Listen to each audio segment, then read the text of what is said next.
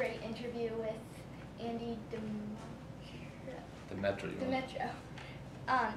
It's such an honor to meet you. Thank you so much for this interview.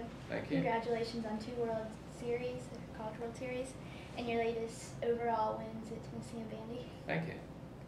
So can you tell me a little bit about the current USC baseball season? Well, it's quite a bit different than the last 2 years. We had an older team in 2010 and 11. This 2012 team is much younger. We're playing pretty well right now. We're 23-9.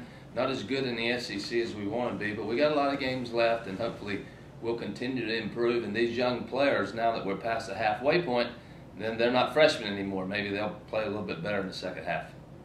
The College World Series guidelines have changed over the years. What are your thoughts about that?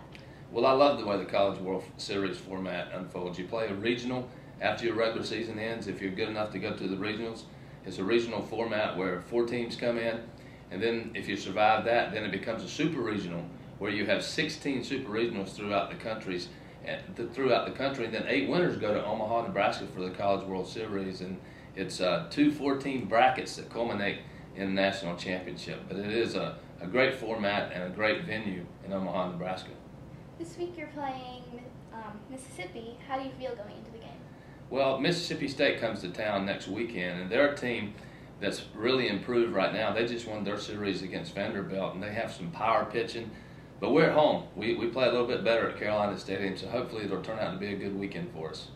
How does it feel to have won 2 College World Championships? It's really a wonderful feeling. I think that any time you play sports of any sort, whether it's girls volleyball or men's baseball, whatever it may be, to culminate in a national championship, which means you win the last game of the year. There's only one team that wins the last game, and that's the national champion, and we've been able to experience that 2 times. So it's really incredible. It's something that our players and our city and our university will never forget, and our great boosters that come out and support us. It's just a wonderful part of our sports history here at the University of South Carolina.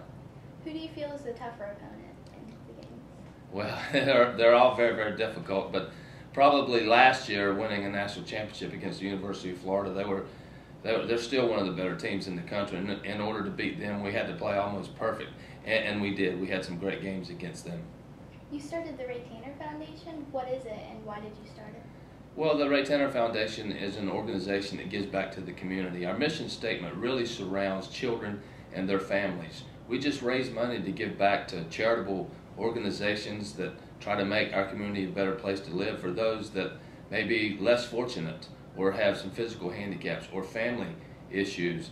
And it's been an incredible organization. My name is on the foundation, but I'm really just a small part of it. It's about all the wonderful people that live here that are willing to volunteer their time and money to give back to make somebody else's life a little bit better. But we've grown every single year despite maybe the economy at times.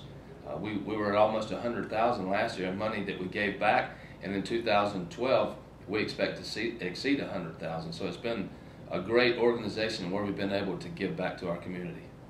One way you raise money for it is through a 5K and 12K run. Is there any other ways that you raise money? Well, we have different events throughout the year, but the 5K, 12K that you mentioned is a big one for us that starts and ends right here at Carolina Stadium. I think the first year we had it, we had about 200 runners, which was really pretty good, and we're bumping 2,000 right now. So it's been an incredible event to raise money. We also have a big dinner and auction in January that raises a lot of money too, where we have a dinner and a lot of auction items that we bid out, and people spend a lot of money just because of where the money's going and reaching back to the community. So we have different things throughout the year where people give money, but it's been a great vehicle to make people's lives here in the Midlands much better. You coached and played at UNC. Has baseball always been a big part of your life? Well, it has. Growing up, I was like any other kid that I just loved to play. I played 3 sports, and when I got to high school, I had an opportunity to get recruited by North Carolina State, that's where I played, and I just always loved it. It was a game, and when I got to the point that I couldn't play anymore, I was fortunate that I was able to coach. So I've been in baseball all my life. I've been putting on that uniform I don't know how many times now, but my entire life. And I'm very grateful that I've been able to play and coach. As my mom tells me all the time, you've never had a real job. You just keep putting on that uniform. So I'm very blessed.